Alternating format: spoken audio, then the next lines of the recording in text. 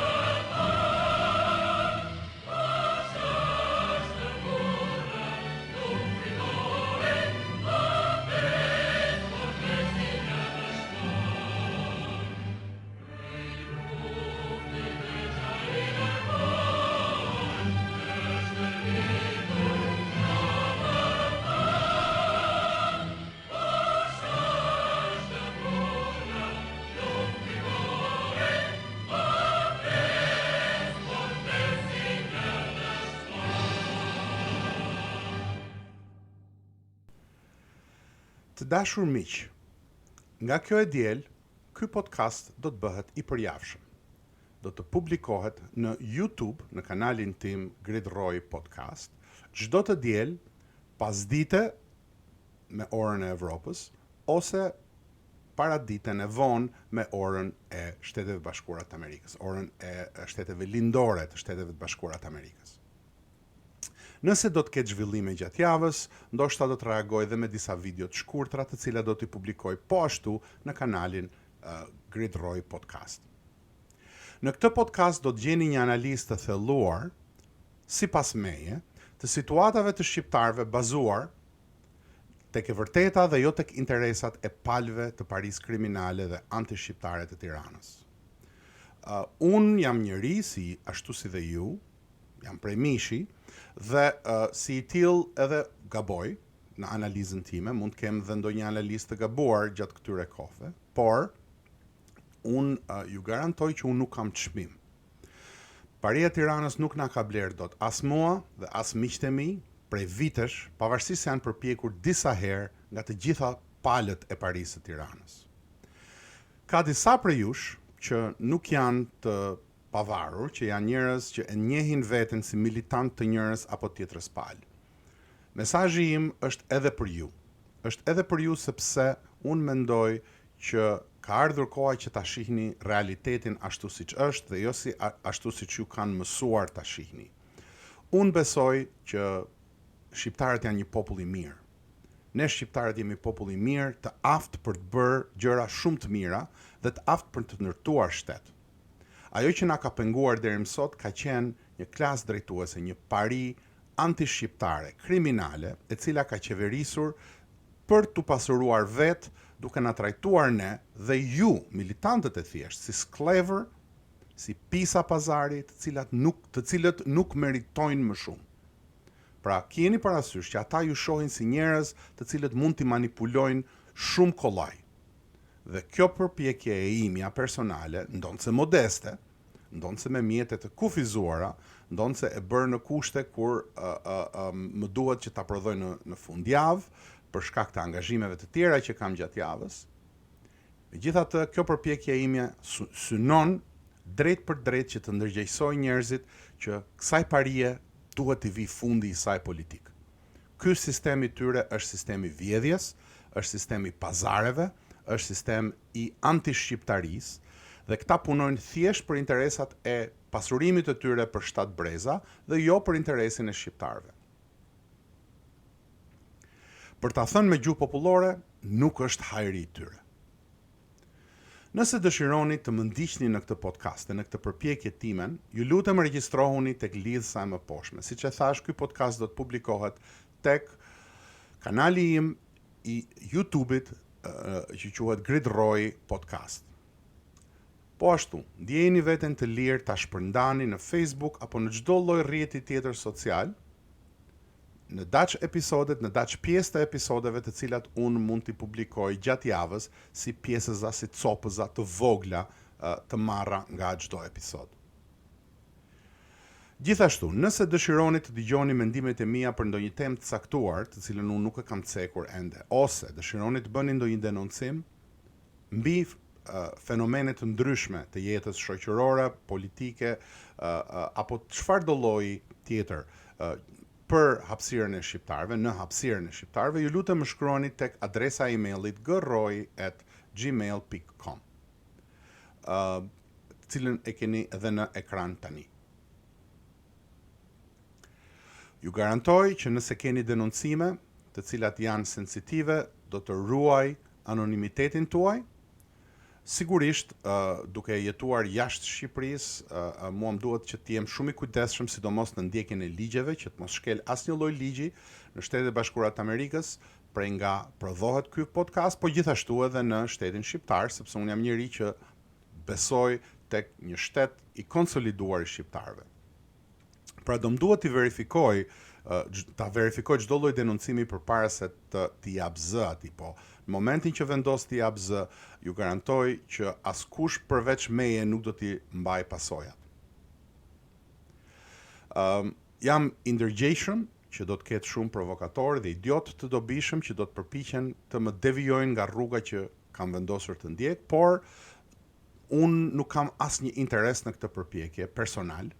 Unë e bëj këtë thjesht për të mirën tonë si shqiptar, për të mirën e të gjithë ne, dhe për të treguar rrugën e duhur kombit tim dhe vendit tim dhe atdheut tim që nuk kam tjetër. Ky podcast pra synon të jetë një zë ndërgjegjësues, njëri nga zërat ndërgjegjësues për të ndërtuar një shtet kombë të shqiptarëve.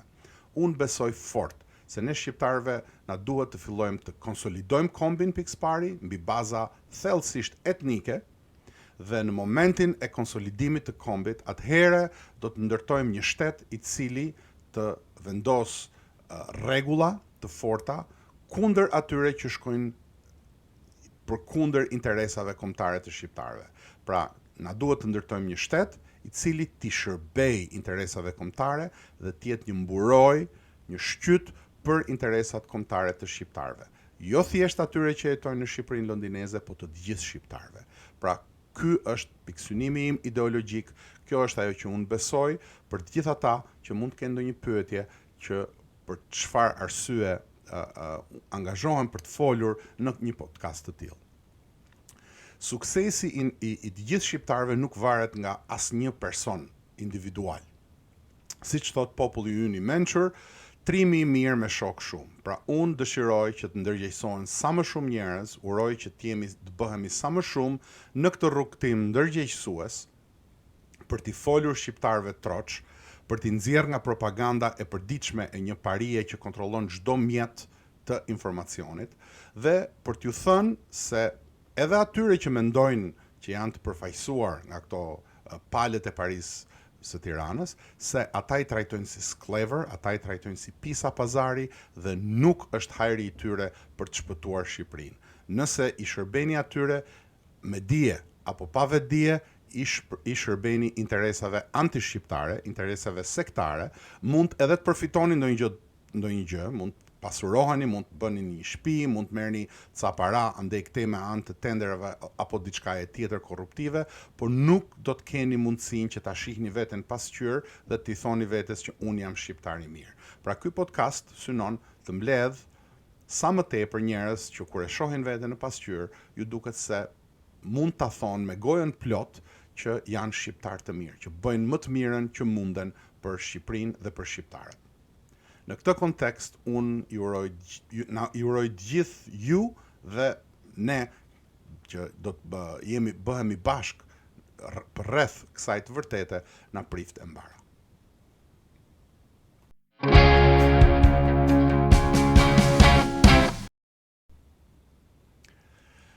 Sigurisht që sot është e diel, data 4 janar, dhe nuk mund ta e 2026-s, dhe nuk mund ta filloja këtë podcast pa ju referuar ndodhisë së ditës që ka ndodhur dje me datë 3 janar, të lajmëruar nga qeveria amerikane dhe nga presidenti amerikan, që është çështja e Venezuelës. Siç mund ta keni dëgjuar, qeveria amerikane dhe presidenti amerikan ndërmorën një operacion të marrjes ose të shkarkimit nga detyra dhe marrjes së pandehur të ish presidentit të Venezuelës, Nicolás Maduro, i cili u mor në 2 natës nga gjumi nga forca speciale amerikane. Shumë çka është spekuluar për këtë.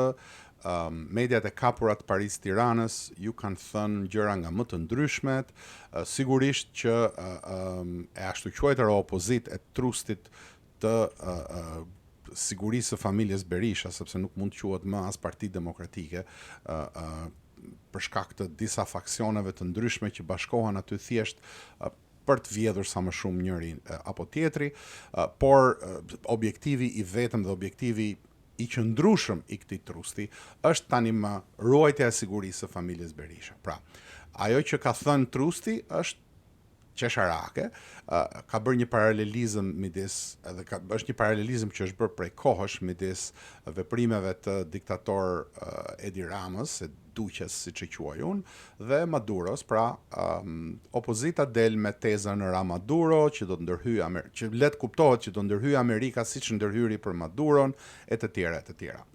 Kjo është një tezë qesharake për disa arsye, do ta shpjegoj me shumë qetësi. Arsyeja e parë është se ashtu siç e ka ta ndisur këta shtetin shqiptar, shtetin që i njihet shqiptarëve, pra shteti londinez, nuk ka nevojë as të lodhet aq shumë qeveria amerikane të dërgojë ushtri, të dërgojë 150 avion u dërguan për të neutralizuar ish presidentin e Venezuelës. Rreth 1000 ushtarë që ishin të gatshëm të ndërhynin u neutralizuan ose gjatë operacionit ose përpara operacionit me anë të bombardimeve të avionëve luftarak. Pra ishte një operacion thellësisht ushtarak, i cili sigurisht që do të dilte me sukses, po ishte aq i suksesshëm sa që asnjë ushtar amerikan nuk humbi jetën në atë operacion. Ishte i sofistikuar, kishte muaj që përgatiteshin, kishte muaj që bënin prova repartet speciale të ushtrisë amerikane për të realizuar me sukses këtë operacion. Kur vjen puna tek Paria e Tiranës dhe kur vjen puna tek diktator Duqa ose Edi Rama, që është kryeministri i Shqipërisë sot, nuk ka nevojë në radh parë, sepse të gjithë këta kanë 35 vite që na thonë që ne nuk kemi nevojë për ushtri. Ne atë ushtri që kishim, në vend që ta rinovonim, ta ripajisnim, ta ristërvisnim, ne e kemi shndërruar në një gjë qesharake, e kemi shndërruar në emër të asaj që quhej hyrja në NATO, a thua se na futën NATO për shkak të aftësive tona ushtarake. Nuk na futën NATO sepse do të kontribuonim ushtarakisht aty, na futën për arsye politike, por kjo qëndron veçmas. Pra, këta kanë 35 vite që kanë shkatruar sistematikisht dhe vjedhur sistematikisht çdo gjë që kishte ushtria shqiptare. Për fatin e ton të keq, këta kanë nxjerrë jashtë loje një klasë të madhe ish oficerësh, të cilët mund të ritrajnoheshin dhe të futeshin në rrjedha të ndryshme dhe të bëneshin sot baza e një mbrojtje kombëtare, jo vetëm të Shqipërisë, po të gjithë trojeve shqiptare. Këta e shkatruan duke filluar tek Sali Berisha, i parë, e tek gjithë tjerët pas tij, u morën me hajni, me vjedhje. Ende sot, aq shumë prona pas ka pasur ushtria jon e gjorë tani më, saqë ende sot këta i vjedhin, ende sot këta japin pronat ushtrisë oligarkëve të ndryshëm. Armatimet i shitën Baxha për 5 pare spec, siç thot populli i mençur shqiptar. Jo vetëm aq, po dhe tani së fundmi, municionet që kishim, çak kishin mbetur në përdepot e Shqipërisë, këta pa pikën e përgjegjshmërisë shtetërore, pa pikën e përgjegjshmërisë kombëtare, ja kanë shitur kujdo që i ka kërkuar. Pra, po t'jetë puna për ta hedhur nga pushteti ose për të hequr nga pushteti kryeministrin e Shqipërisë zotin Rama, mjaftojnë 10 policë të BKH-s të trajnuar në Amerikë, cilët nuk janë të kapur nga paria, që do t'i shkonin tek ajo që është vila e Surrelit, e ndërtuar me beton, dhe nuk besoj që do kishte ndonjë rezistencë shumë të madhe, sepse askush nuk ka ndërmend të humb jetën për një shtet që i shërben vetëm disa interesave jo kombëtare dhe jo shtetërore. Unë nuk e vë ndyshim profesionalizmin e njësisë mbrojtëse të gardës së kryeministrit, janë ushtarak të përgatitur, me aq sa mund të them, nuk i njoh këta aktualet, po me aq sa mund të them janë ushtarak të përgatitur, të cilët dinë ta kryejnë detyrën e tyre, por unë mendoj që është vullneti politik nga mbrapa që nuk do ta bënte të vështirë dorëzimin e një kryeministri shqiptar, sepse ne kemi një shtet që është i dobësuar, i holluar derisa më nuk mban. Kjo më sjell tek pika e dytë, që është frika e kësaj parie ndaj asaj çka përfaqëson ky show i forcës së Amerikës. Sigurisht që Shqipëria nuk është pjesë e asaj që përfshin doktrina Monroe, pra e hemisferës perëndimore, por Shqipëria luan një rol kyç në strategjinë amerikane të mbrojtjes, në strategjinë e sigurisë kombëtare, siç u ritheksua edhe në dokumentin e ri që u publikua para disa javësh. E pra, në Shqipëri nuk ka nevojë që të çohen ushtar, nuk ka nevojë që të bëhet nuk ka për të pasur ndonjë rezistencë shumë të madhe. Në Shqipëri, interesat amerikane mund të përmbushen duke pastruar politikën shqiptare nga kjo pari anti-shqiptare. Megjithatë, unë nuk mendoj se kjo do të thotë që amerikanët do të ndërhyjnë me të gjithë fuqinë e tyre nesër apo pas nesër apo shumë shpejt. Nuk mendoj që kjo do të ndodhë shumë shpejt. Për shkak se kur merren vendime të tilla gjeostrategjike, merren parasysh shumë faktorë dhe shumë aspekte, ndër të cilat më kryesori për aktorët ndërkombëtar është stabiliteti. Nuk do kush që të krijohet një vatër e re konflikti në Ballkan, sidomos në Ballkan ku problemet janë të shumta. Pra, për sa i përket kësaj, ajo që është ndikimi më i madh i ndërhyrjes amerikane në Venezuelë nuk është drejt për Shqipërinë në gjykimin tim, por duhet të bëj të mendoj mirë udhëheqësit e Kosovës, sepse aty ka më tepër paralelizëm se sa me kryeministrin shqiptar. Kjo nuk do të thotë që kryeministri shqiptar nuk është i korruptuar, kjo nuk do të thotë as pak se zoti Rama nuk është në krye të një sindikate ndërkombëtare, ndoshta jo në krye, po pjesëtar i lartë i një sindikate ndërkombëtare që merret me tregtinë e drogës, që merret me veprimtari të paligjshme të shumë llojta. Asnjë dyshim nuk ka për këtë. Kjo është një nga të vërtetat e pakta që pohon e ashtu quajtur opozit. Mirë po, ata e pohojnë me rreze të caktuar. Ata pohojnë vetëm për aq sa ju duhet të zaptojnë vendin si opozit. Realiteti është që zoti Rama luan shumë role, luan rolin e mbajtësit të stabilitetit, ruajtësit të stabilitetit, pavarësisht se nuk është në raportet mira me Shtetet Bashkuara të Amerikës, këta të gjithë i kanë mbyllur të gjitha llojet e shtigjeve dhe kanë lënë tokë të djegur. Çdo kush që është përpjekur ose që është futur nga aktorë të huaj për të krijuar një bazë të re politike, një klasë të re politike, është kooptuar në mënyrën më të padyshimtë nga paria e Tiranës. Dhe rasti që unë do të përmendja këtu, më flagrant i kësaj, është ish kryebashkiaku i Tiranës, i cili erdhi si një reformator në politik, filloi me G99, e cila dështoi, bëri kompromisin e parë kur hyri në Partinë Socialiste, ndoshta jo të parin, por po themi bëri një kompromis të madh dhe me anë të kompromiseve mbriti në një pozitë jashtëzakonisht shumë të fuqishme, sepse kryebashkiaku i Tiranës ka në dorë buxhetin e dytë më të madh në Shqipëri mbas atij të qeverisë. E pra, megjithatë, ajo që krijoi sistemi politik, ose të themi rrjeti politik që krijoi zoti Velia, ishte një rrjet fort i ngjashëm me rrjetet e mëparshme, ishte i rrjet i bazuar në fuqitë e brendshme të Parisë të Tiranës. Ai krijoi rrjete biznesmenësh me anë të tenderave dhe mendoi se duke u sjell njësoj si parria e Tiranës do të bëhej përfaqësuesi i saj. Pra në vend që të reformonte politikën, synoi që të kapte majën e përfaqësimit brenda Parisë Tiranës. Pra, ky projekt ndërkombëtar i reformimit nga brenda me anë të njerëzve të katapultuar në politikë, siç ishte Erion Velia, të trajnuar edhe të katapultuar në politikë, dështoi rëndshëm. Në këtë pikë unë duhet bëj një analizë tjetër. Pse dështojnë zakonisht njerëzit që janë të katapultuar? Dështojnë për arsye se nuk përballen dot me armën më të fortë që ka Paria e Tiranës.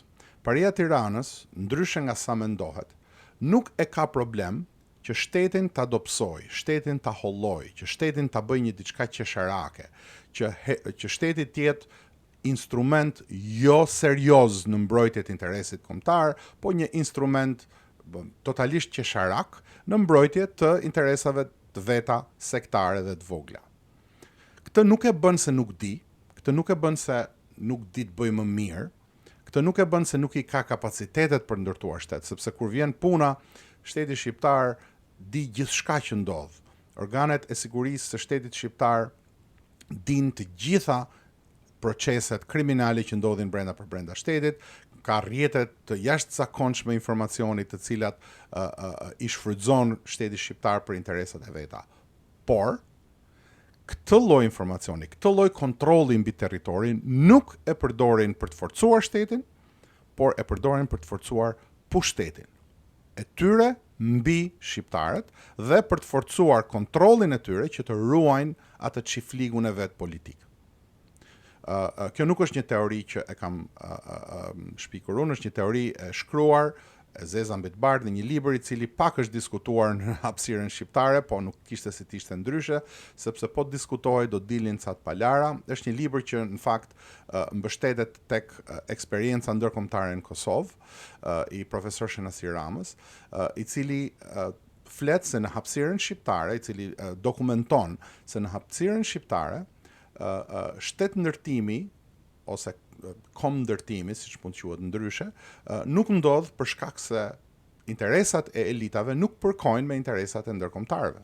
Interesat e elitave janë që të ruajnë pozicionin e tyre politik dhe për këtë arsye ata çdo lloj tisi kombëtarisë që përdorin, flamuri i kuqezi apo retorika kombëtarise që përdorin, nuk është reale, është kinse, është gjoja, është sa për sy e faqe, sepse objektivi i tyre real nuk është ndërtimi i kombit dhe një shteti i cili do të kërkonte që ata të bënin sakrifica, sepse që të ndërtosh një shtet komb kërkon sakrificë nganjëherë. Kërkon që të bësh diçka e cila nuk të shërben ty personalisht, e cila mund të të nxjerrë ty nga loja në një moment caktuar, e cila nuk të jep ty privilegje, e cila nuk të mban ty në parlament. Nganjëherë, për të ndërtuar struktura të forta shtetërore, për të mbrojtur kombin, duhet të ndorheqja. E megjithatë, këta udhëheqësit tan, jo vetëm që nuk mendojnë për dorëheqje, jo vetëm që nuk mendojnë t'ia njohin kundërshtarit fitoren, jo vetëm që nuk mendojnë t'i forcojnë zgjedhjet, po i bëjnë ato qesharake, përpiqen pra që të gjithë instrumentat e shtetit, demokratike apo jo demokratike, t'i vendosin në kontroll të tyre. Prandaj sa herë që ndryshon qeveria, ndryshojnë drejtuesit e policisë, ndryshojnë drejtuesit e organizmave shtetërore. Pse? Sepse këta e kanë thjesht rend të qenit në pushtet. Prandaj nuk ndryshon gjë. Prandaj sado që të thonë këta, trusti tani më, sado të korruptuar që nuk ka më të korruptuar se sa është qeverisja e sotme. Edi Rama duhet kishte dhënë dorëheqjen paktën një vit e gjysmë përpara. Nuk duhet kishte hyrë në zgjedhje, me çfarë fytyre hyri në zgjedhje. Jo vetëm që hyri, po fitoi me plebishit dhe tani as që i shkon në përmend që të ndërmarr veprime të tilla që të konsolidojnë shtetin shqiptar. E pra, shtetarët do të vepronin në interes të shtetit edhe kur, jo gjithmonë, sepse normalisht shtetin interesat individuale nuk mund të anashkalohen aq kollaj. Po në momente kyçe, në pika kyçe, shtetari si individ e tejkalon interesin e vet. I bie edhe ndesh interesit vet personal nëse është e nevojshme për interesin shtetëror. Ky është përkufizimi i shtetarit. E pra, ne nuk kemi asnjë shtetar, as në pushtet, as në opozit.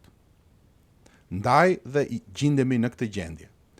Pra, në këtë gjendje nuk është e nevojshme që të ndërhyjë dikush ushtarakisht, nuk është e nevojshme që të bëhet një gjë e tillë, pavarësisht se askush nuk mund të thotë që e di se çfarë mendon presidenca Trump. Nëse dikush mendon se e din se si kanë planet presidenca Trump, do t'i ftoja që ta rishikonin edhe një herë mendimin e tyre, sepse planet e administratës i din vetëm ata që duhet i din brenda administratës. Kështu që nuk mund të përjashtohet dot asnjë lloj gjëje në këtë kontekst, sidomos në kontekstin e një situate ndërkombëtare jashtëzakonisht shumë të nderë, ku askush nuk po sheh më në sy askënd. Por, ajo që unë dua të them është që ndërhyrja kundrejt Maduros nuk ka paralele me Shqipërinë për shkak se duhet shumë më pak për të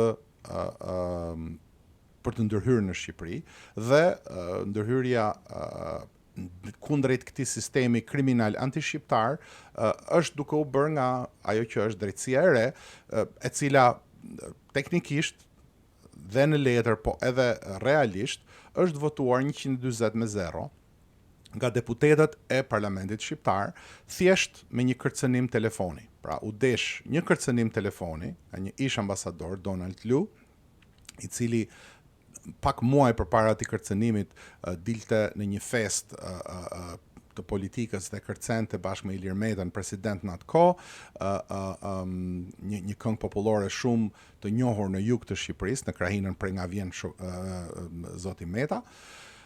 Ai njeri doli me një mesazh publik dhe me një SMS që ju dërgoi 140 deputetëve, i bëri që këta me një këmbë të shkonin të votonin 140-0. Ky është realiteti i shtetit shqiptar. Kjo është shkalla e sovranitetit që këta kanë dashur të lejojnë në shtetin shqiptar. Kjo është përgatitja e shtetit shqiptar për çështje të tilla. Pra, le të mos bëhemi qesharak duke thënë që tani më do ndërhyj administrata Trump, do të sjellë marincat dhe do të sjellë forcat speciale për të hequr Edi Ramën. Siç e thash, 10 specialistë të BKH-s të trajnuar në Amerikë, që nuk do të dekonspirojnë operacionin, sepse po t'ja çosh policia dekonspiron operacionet. 10 të tillë të shkojnë tek dera në Surrel, unë besoj që mjaftojnë. Pra nuk ka nevojë për ndërhyrje aq të forta sa u desh për Maduro. Së dyti, ajo që dua të them për sa i përket Venezuelës.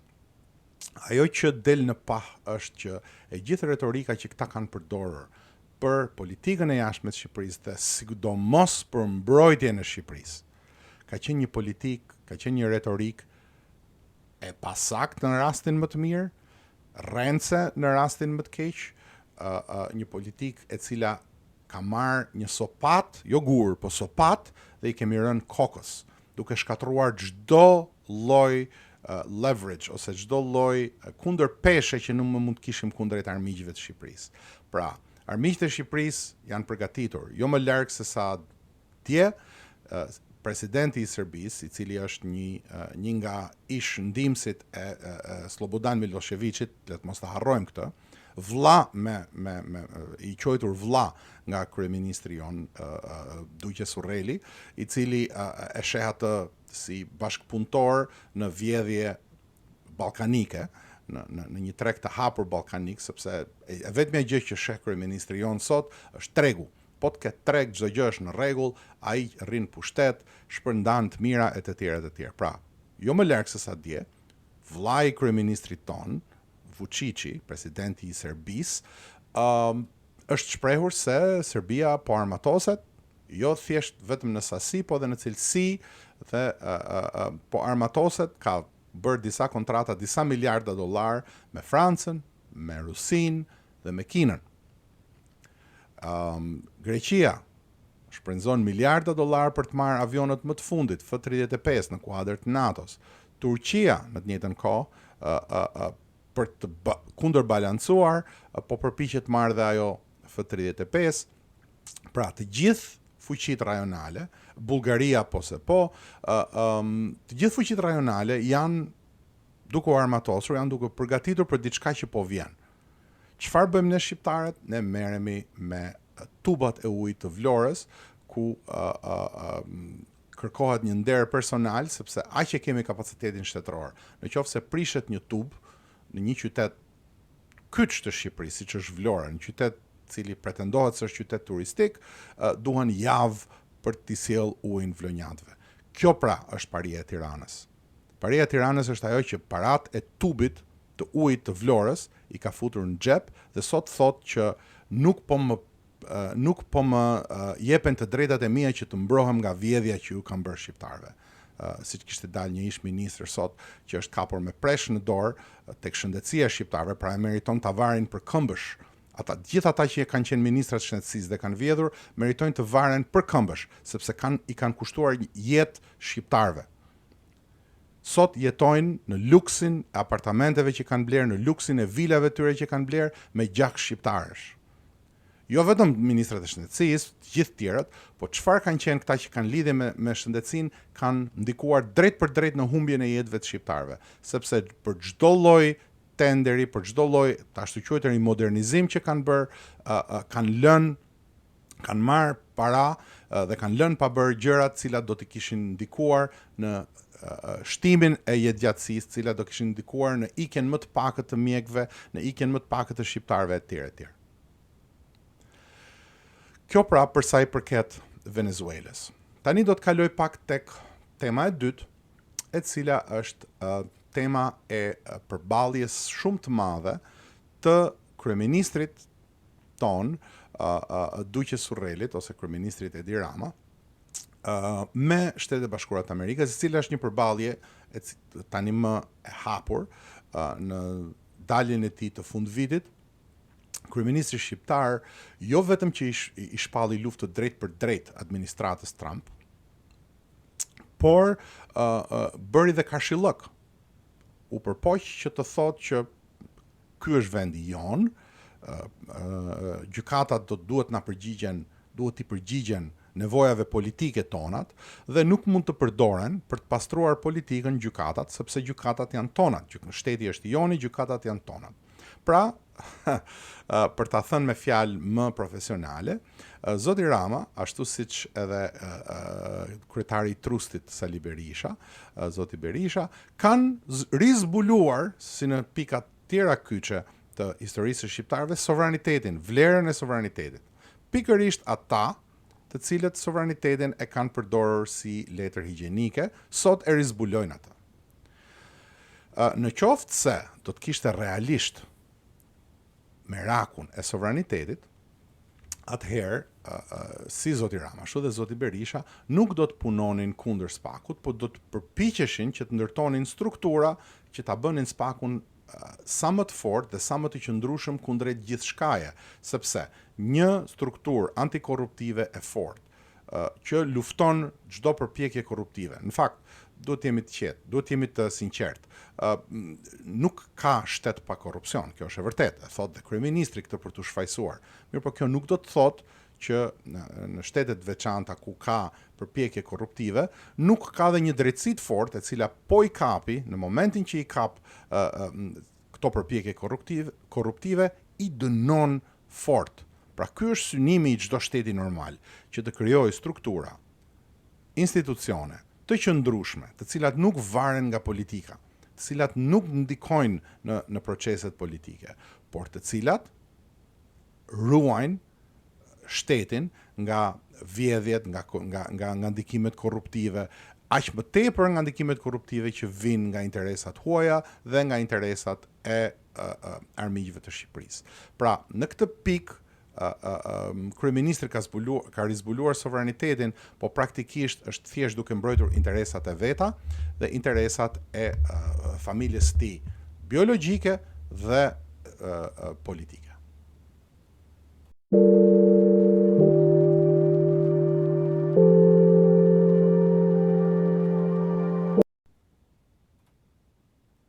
Pra, për ta thënë troç, kushdo që ka sy e vesh, e di tani më që Paria e Tiranës punon bashk, janë të korruptuar në qeliza, madje edhe në atomet funksionuese të saj, janë aq banal sa që korruptohen për një shishe verë, nganjëherë edhe për nga një godë verë.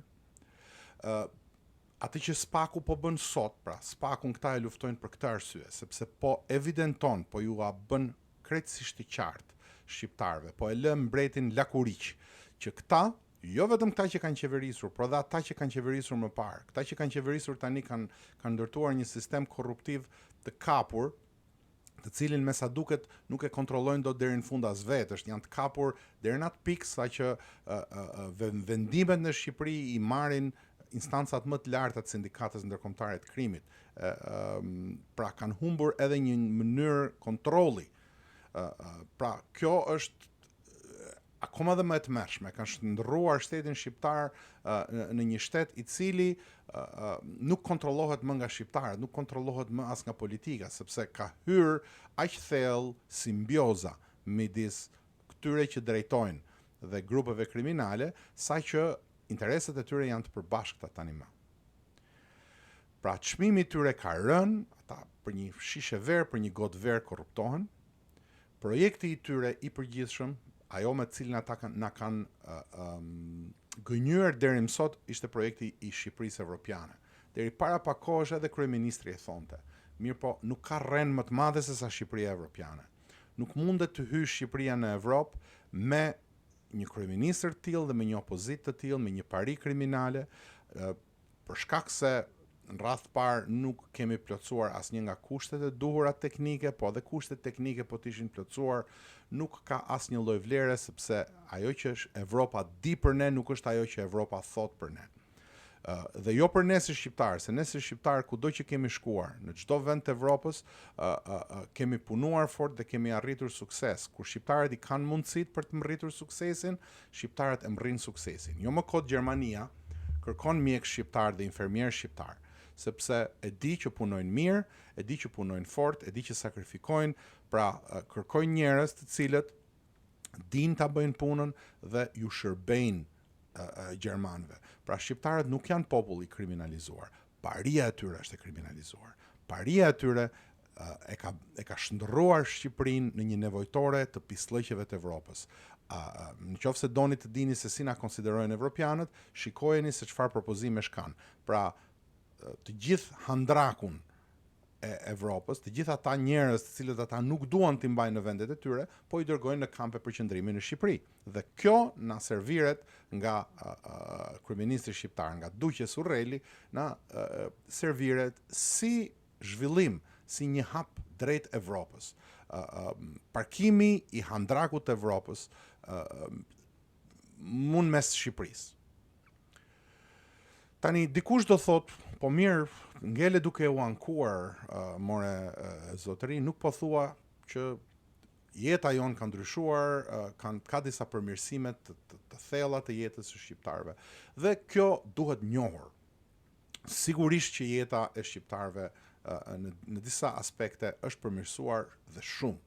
Sigurisht që Shqipëria ka përparuar që nga viti 1990, sepse nuk është pjesë e asaj që ndodh në çdo shtet. Zhvillimi është pjesë e pandashme e çdo shteti.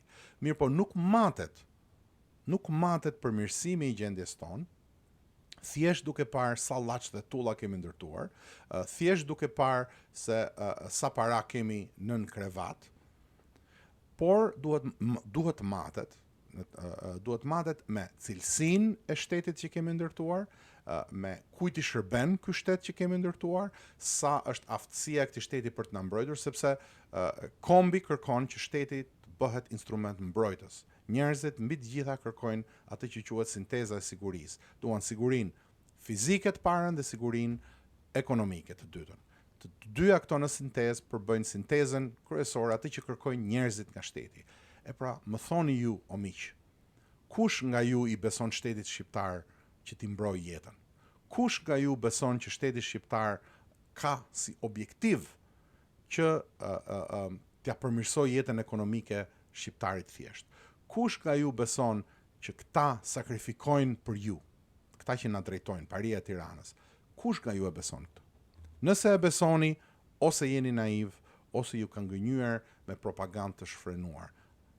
Çdo kush me mend në kokë e di që këta punojnë vetëm për vete. Sigurisht që ka pasur përmirësime. Sigurisht. Mirë po ti shohësh krahasimisht, po ti shohësh me parat që janë harxuar në Shqipëri dhe krahasimet, duhet shohim që në aspekte shumë të rëndësishme, të rëndësishme, siç është ekzistenca e një industrie. Le të mos kishte industri të rënd, po të kishte një industri të lehtë Shqipëria, të kishte një bazë industriale nga e cila të mund të arrinim të krijonim diçka brenda vendit. Është zhdukur. Bujqësia dhe blegtoria kanë bërë hapa të jashtëzakonshme mbas prapa, sepse nuk ka pasur një plan zhvillimor. Sigurisht që shqiptarët janë popull sipërmarrës, ka gjëra të bukura, ka gjëra të jashtëzakonshme, të mrekullueshme në Shqipëri, ndërtuar nga individët, por nuk ka pasur dhe nuk ka një strategji shtetërore për ta vënë këtë në shërbim të shqiptarëve. Nuk ka një strategji shtetërore për t'i lehtësuar aftësitë sipërmarrëse të shqiptarëve. Sigurisht që sot kemi apartamente më të mira, sigurisht që sot kemi mbrojtje më të mirë, sigurisht që sot udhtojmë më kollaj, e kemi dalë, mirë po ajo që kanë zbuluar ata që kanë aq mend për ta kuptuar këtë, nuk është se nuk mjafton vetëm të udhtosh, nuk mjafton të shkosh në Paris për të kuptuar Parisin. Nganjëherë të sheh Parisi, sadoherë që të shkosh, dhe shumë kënd e ka parë Parisi. Do thoni ju pse e thua këtë? E them sepse niveli i edukimit, niveli i arsimimit të njerëzve ka rënë nën zero.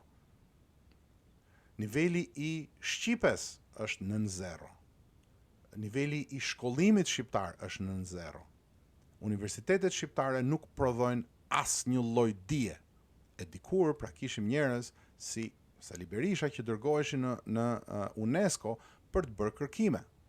Dikur kishim njerëz që dërgoheshin jashtë shtetit për të specializuar dhe vinin specialist. Kishim njerëz të cilët njihen në botë si Indieri Besnik Sykja, si një nga fizikantët më të shquar të shekullit të 20.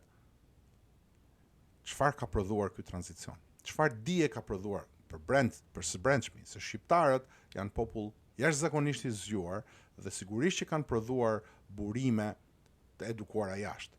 Po nuk është kjo çështja. Çështja është çfarë ka prodhuar sistemi që ka ndërtuar këta. Sistemi që ka ndërtuar këta ka prodhuar vjedhje në edukim, vjedhje në arsimim, vjedhje në bujqësi, vjedhje në ushtri, vjedhje në shtetbërje, vjedhje dhe hajni. Ky është problemi me cilin përballemi ne shqiptarët sot dhe ky është problemi të cilin sado propagandë të bëj, kryeministri shqiptar nuk e mbulon dot me shosh. Sado rrugë të inauguroj, nuk e mbulon dot që këto rrugë kanë kushtuar 10 fish, sepse i është dashur atij të pi një shishe verë romane nga kantina e atij sekserit të krimit. Në fakt, po ta shohim me syrin kritik zotëria që përflitet, që paktën akuzohet si sekseri i krimit, vjen nga një nga familjet më të mira. Është djalë i një ish deputetit Partisë Socialiste, një nga njerëzit më të nderuar brenda për brenda, edhe përpara sistemit demokratik, po dhe më pas. Edhe si deputet kishte një sjellje jashtëzakonisht shumë fisnike i ati i sekserit të krimit. Pra, shikojeni se çfarë ka prodhuar ky sistem nga pikpamja shoqërore. Një familje shumë e mirë, një familje e nderuar, njerëzisht të super edukuar, prodhon një sekser të krimit, sepse në Shqipëri sot që t'jesh i suksesshëm duhet të merresh me kriminal. Në Shqipëri sot që t'jesh i suksesshëm duhet të kesh lidhje me rrjetet kriminale, me sindikatën ndërkombëtare të krimit, duhet kesh lidhje me qeveritarët të cilët mendojnë vetëm për të vjedhur, e të tjera e të tjera. Këtë mendoni këto ditë ndërsa dëgjoni për Venezuelën, ndërsa dëgjoni kryeministrin që i shpall luftë Amerikës dhe ndërsa dëgjoni të ashtu quajtur opozit që bën sikur bën opozit. Po tek opozita do të ndalem në pjesën e dytë të këtij podcasti.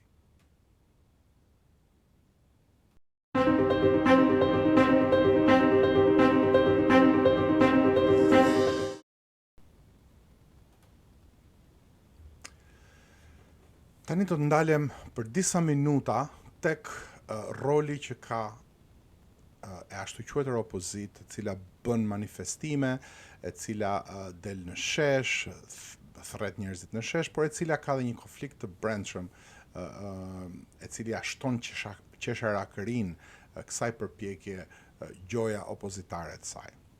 Pse spari duhet të theksoj pse nuk është opozit reale, kjo që po bën trusti i Sali Berishës sot.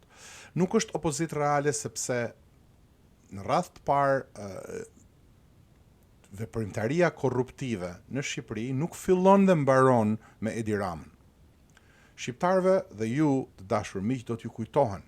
Dikur kur Sali Berisha e quante të ndjerin Fatos Nano i krimin, kur quante grupin Duka si pjesë e klanit të Zemunit, kur quante Ilir Metën njeriun vrasës të demokracisë në Shqipëri. Të gjitha këto janë akuza që ja ka bërë Sali Berisha kundërshtarëve të tij politik. Me të gjithë ta kundërshtar është ulur më pas në tryezë dhe ka ndarë pushtet. Ja një arsye shumë e madhe për të mos i besuar asnjë presje asaj që thonë Sali Berisha dhe idiotët e dobishëm që e ndjekin brava. Së dyti, nëse realisht Sali Berisha do të kishte reflektuar dhe do të kërkonte që të jepte një mesazh të ri për shqiptarët. Pikë pari duhet të ishte larguar vetë nga politika dhe t'ia lente në dorë Partinë Demokratike dikujt tjetër, po kjo është realisht e pamundur sepse interesi thelbësor i Sali Berishës është mbrojtja e familjes tij biologjike. Por edhe duke qëndruar kryetar, mund ta justifikoj në bazë të traditës, një nga themeluesit, edhe pse themelues nuk është, po edhe nëse e justifikojmë atë pjesë të pa justifikueshme të qëndrimit të tij në politik, shikoni kë ka paraqitur ai. Shikoni çfarë vlerash ka formuluar dhe çfarë vlerash ka promovuar kjo e ashtu quajtur opozit. Është opozita e atyre që vodhën deri në 2013. Është opozita e një ish-kryetare e kuvendi që pastaj ndërtoi parti politike duke thënë për t'i shërbyer njërit apo tjetrit, se kujt i shërbeu e din ata pastaj se për çfarë arsye u ndërtua ajo parti politike dhe mori një sasi votash qesharake në vendlindjen e saj. Është opozita e një kryetari organizativ ose sekretari organizativ i cili është personazh komik, i cili nuk ditë dalloj Skënderbeun nga Beu që ka mësuar në shkollë fillore. Pra, nuk ka prezantuar, nuk ka paraqitur asnjë lloj ideje të re, asnjë lloj forme të re. Si janë sjellë në politikë? Janë sjellë njësoj si janë sjellë përpara. Selin e morën me matrapik.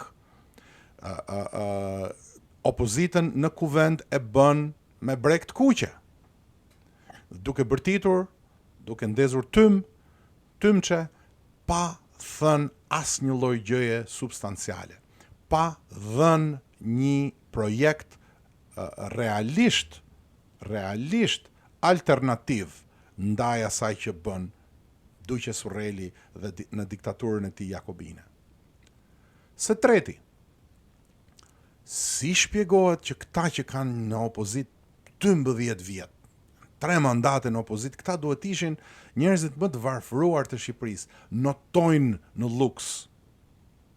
Si shpjegohet që ka tendera të kësaj qeverie që ju jepen njerëzve të opozitës? Si shpjegohet që të njëjtit njerëz që kanë marrë tendera paraqiten dhe jepen si drejtues të ardhshëm? Të gjitha këto po të bëhen bashk na tregojnë se kjo përpjekje është njëra nga përpjekjet më qesharake për të bërë opozitë. Atëherë cili është objektivi? Derisa këta nuk janë realisht opozita, këta janë gjithë kapur, këta janë shitur me një tender këtu, me një sasi parash atje, me një dorë lekësh për kazino këtu, me një dorë lekësh për një bursë studimi atje, e kështu me radhë. Atëherë cili është objektivi këtyre? Si ti shohim ne këtë të ashtu quajtur në opozitë? Objektivi tyre është i dy anshëm. Më anë të parë, këta duan që të zaptojnë çdo lloj, roli i tyre tek paria është që të zaptojnë opozitën. Sepse duke qenë këta në opozitë formale, pavarësisht se nuk bëjnë opozitë reale, nuk ka mundësi të dalë një opozitë reale kombëtare. Këta e kanë zënë vendin. Ky është problemi i parë. Problemi i dytë, arsyeja e dytë pse këta arrin në politikë është që të mbrojnë pasuritë e vjedhura. Sepse tani kanë vjedhur aq shumë, sigurisht që duan më se janë të pangopshëm, të pangishëm në para. Është çështje mendësie ajo, nuk ka të bëjë me sasinë e parave që kanë vjedhur, po si të pangishëm që janë, këtyre ju duhet që të ruajnë tani më këtë sistem, sepse është i vetmi që ruan ndikimin. Pyetja e tretë që unë do t'ju drejtoja gjithë atyre që e shohin këtë podcast është, po mirë, le ta kthejmë pasqyrën nga vetja. Po mua si më shërben kjo opozitë? Si ju shërben ju kjo opozitë? Ose e ashtu quajtur opozitë? Unë do të thoja që kjo lloj opozite nuk i shërben shqiptarëve as pak. Përkundrazi është dëmtuese, ja shton jetën në pushtet Edi Ramës. Dhe këtë po e kuptojnë për ditë më shumë edhe një pjesë e madhe e militantëve të Partisë Demokratike. Ndaj dhe ata braktisen. Mirë, po do të thoni ju, po dakord, po nuk e shohin ata këtë gjë? Po, e shohin, por nuk ju andjen për sa kohë ata kanë mjaftueshëm njerëz për të qenë forcë parlamentare dhe për të ruajtur interesat e tyre, çdo gjë tjetër bëhet dytësore për ta. Dhe ata janë më se të gatshëm për të bërë marrëveshje me Edi Ramën dhe me çdo tjetër që të vi për të ruajtur pozitat e tyre. Dikush tjetër mund të thotë, po mirë, kjo analiza jote nuk merr parasysh që këta po luftojnë, këta po bëjnë betejë, është një betejë, këta po e quajnë veten qendrestar. Është e vërtetë që këta në momente të caktuara kërkojnë që t'i vendosin stërkëmçin Edi Ramës. Nesër, në qoftë se ju vjen momenti i favorshëm, nuk e kanë fare problem që atë me cilin kanë bashkëpunuar deri dje, me cilin janë marrë vesh, ta lënë në baltë dhe t'i hipin sipër dhe të thonë që ky ka qenë e keqja e gjitha gjërave në Shqipëri. Nuk e kanë fare problem. Pse? Sepse objektivi i tyre është që ta zëvendësojnë Edi Ramën, jo ta shndërrojnë sistemin. Nuk kanë ide, pra për ta përmbyllur, nuk kanë ide, nuk kanë njerëz të ri, nuk kanë sjellje të re politike dhe janë aty thjesht për të zaptuar vendin e një opozite reale. Këtë duhet ta shohin njerëzit më së qarti më tani në fund. Tani, pse kanë këta me Spakun? Se herën tjetër thash që paria i ka shpallur luftë Spakut dhe Spaku është armiku kryesor i Parisë së Tiranës. Spaku është armik për dy arsye. Arsyeja e parë është se nuk kontrollohet plotësisht, dhe këtë e kemi thënë. Po arsyeja e dytë, po aq e rëndësishme, është se Spaku i ka nxjerr lakuriq, po i nxjerr lakuriq të gjithë. Po nxjerr që vjedhja nuk ka ngjyrë politike. Këta janë të gjithë hajna, dhe hajnia nuk është e të kuqve dhe e bluve. Hajnia është hajni, dhe këta kanë vjedhur në mënyrën më banale të mundshme. Këta janë banal janë të një banaliteti që nuk ka fre. Pavarësisht se vishen me kostume brioni, këta janë banal të përfaqësojnë llumin e shoqërisë shqiptare. Llumin e shoqërisë shqiptare. Këta nuk duan drejtësi. Këta nuk duan të vendoset drejtësi. Këta duan që drejtësia t'ju shërbejë atyre. Tani, si mendojnë këta që do ta zgjidhin këtë problem? Unë kam bindjen që këta do të bëjnë atë sipas teorisë profesor Ramës, së shprehur në librin e tij që ndoshta duhet lexuar. Këta kanë disa mënyra. Njëra nga mënyrat është që të mbijetojnë deri në momentin që ju vjen një situatë e favorshme ndërkombëtare ku këta të bëhen të pa zëvendësueshëm dhe me anë të situatës ndërkombëtare të vazhdojnë të rrinë aty ku janë. Por në momentin e fundit, siç e kanë bërë dhe më parë, këta janë të gatshëm të djegin edhe një herë tjetër Shqipërinë. E kuptoj që kjo ju duket e pa konceptueshme, sepse 97-a nuk është aq larg, por unë mendoj se arma e fundit e Paris-Tiranës është destabilizimi, që i shërben të gjitha fuqive të huaja, i shërben të gjitha armiqjve të Shqipërisë. Është gjëja më e paduhur që mund të ndodhë në Shqipëri, është të destabilizohet Shqipëria për të ruajtur me nderen e tyre Duqe Surreli dhe Salehu. Nuk mundet që të destabilizohet Shqipëria, nuk duhet të destabilizohet Shqipëria për këta të dy, dhe për askënd në botë, jo vetëm për këta të dy. Mirë po, këta e kanë atë plan. Këta e kanë planin që ta vendosin veten për kundër çdo lloj interesi që i rrezikon këta dhe nuk kanë asnjë lloj problemi që ta djegin edhe këtë Shqipëri që teorikisht e ka ndërtuar vetë. Ata duan thjesht të ruajnë kontrollin dhe ndaj dhe bëjnë premtime të gjitha llojeve. Si zgjidhet? Unë mendoj që duhet i refuzojmë. Unë mendoj që ka ardhur koha t'i refuzojmë haptasi. Unë mendoj që çdo kush nga ne ka dorë t'i refuzoj këta. T'i refuzoj me injorim, pikës pari, t'i refuzoj me angazhim, pikës dyti, t'i refuzoj duke refuzuar kornizat ligjore, politike dhe ekonomike që këta i imponojnë popullit shqiptar. Nëse nuk i refuzojmë, nuk do ta hedhim dot hapin e parë, do t'i lëm këta në kontroll. Refuzimi nga ana jon i kornizave të tyre është fillimi i fundit të kontrollit të tyre ndaj nesh.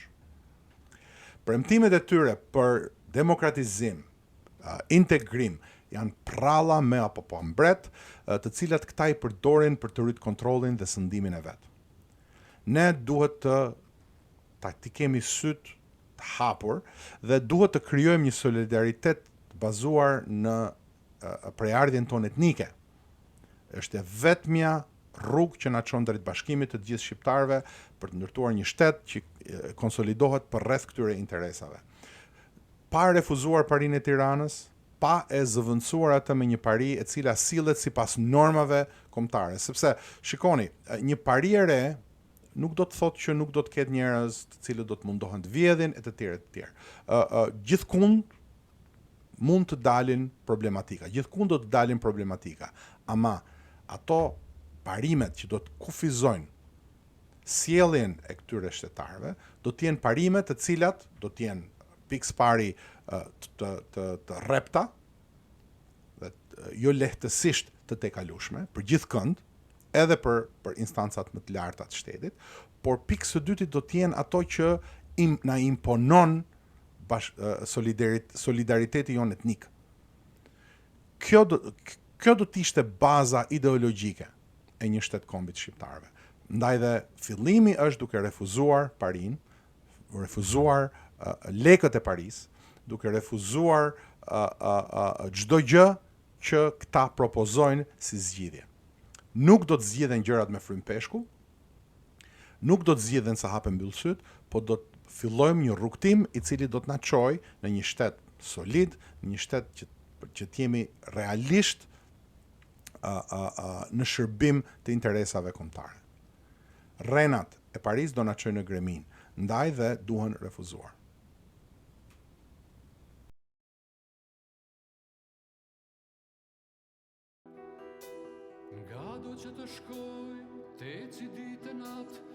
Unë besoj se jam shqiptar etnik, me farë, me trashëgimi e me vetdije, sepse nuk mundem me kënd tjetër përpara vetvetes time. Unë besoj se qëllimi i krijuesit, që njeriu duhet me e dashur afërmin e vet si vetveten, është themeli i përparimit, i begatimit dhe i zhvillimit të shoqërisë vërtet e të moralshme njerëzore, në të gjithë kohët, por më shumë sot se kurrë. Unë besoj se krijuesi i ka ndarë njerëzit në farë e në kombe që punojnë secili për vete, e kur duhet edhe kundër kombit tjetër, sepse ashtu arrihet e mira që dëshiron njeriu, por edhe qëllimi i krijuesit. Unë besoj tek familja shqiptare, si bartëse e vlerave etnike shqiptare, si faktuese dhe krijuese e shqiptarit, si njeri shoqëror dhe si themeli i shoqërisë morale e vllazërore.